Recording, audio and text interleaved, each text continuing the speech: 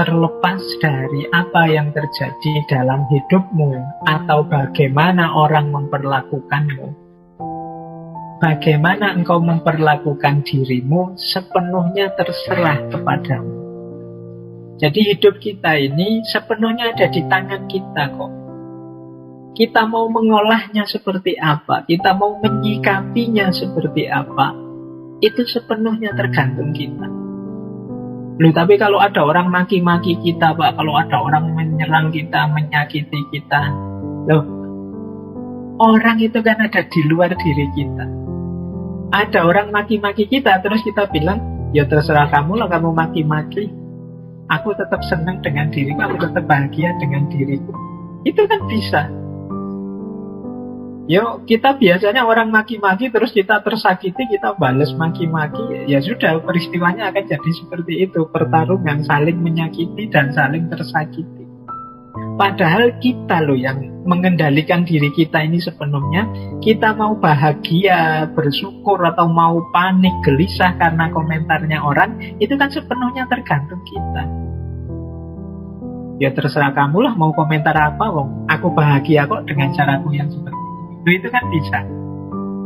Meskipun kita sering bersikap sebaliknya, waduh kok dikritik ini, waduh kok diserang ini, wah, nah, itu kan kadang-kadang kita terus defensif karena kita merasa lemah, kalah, terus balik nyerang, nyari salah-salahnya sana.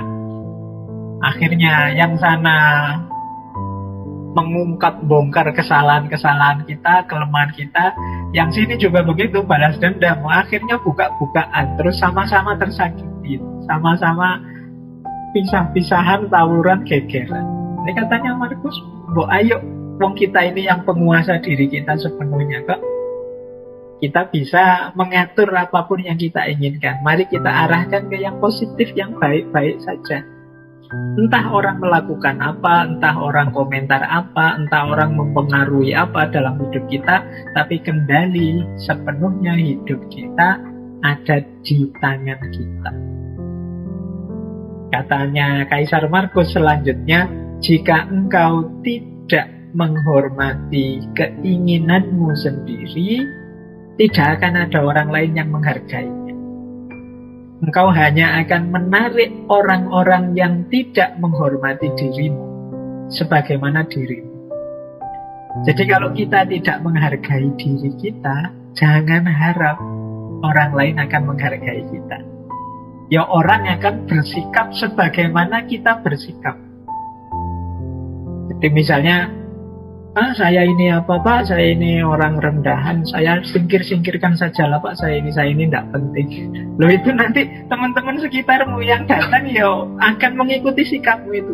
Dia itu maunya disingkir-singkirin kok, dia itu maunya. Jadi kalau kita tidak menghargai diri kita sendiri, ya orang akan melihat kita, wah iya ya, dia inginnya dibegituin, dia pinginnya di pinggir-pinggirkan, dia merasa dirinya rendah, ya orang akan menyesuaikan dengan kita. Jadi kata Markus, engkau karena tidak menghormati dirimu, ya orang-orang di sekelilingmu akan tertarik untuk tidak menghormati dirimu juga sebagaimana diri. Oke. Yo, teman-teman kan pengalaman, kalau di pergaulan sehari-hari kan kita kalau ada teman, itu kan kita perhatikan bagaimana dia bersikap.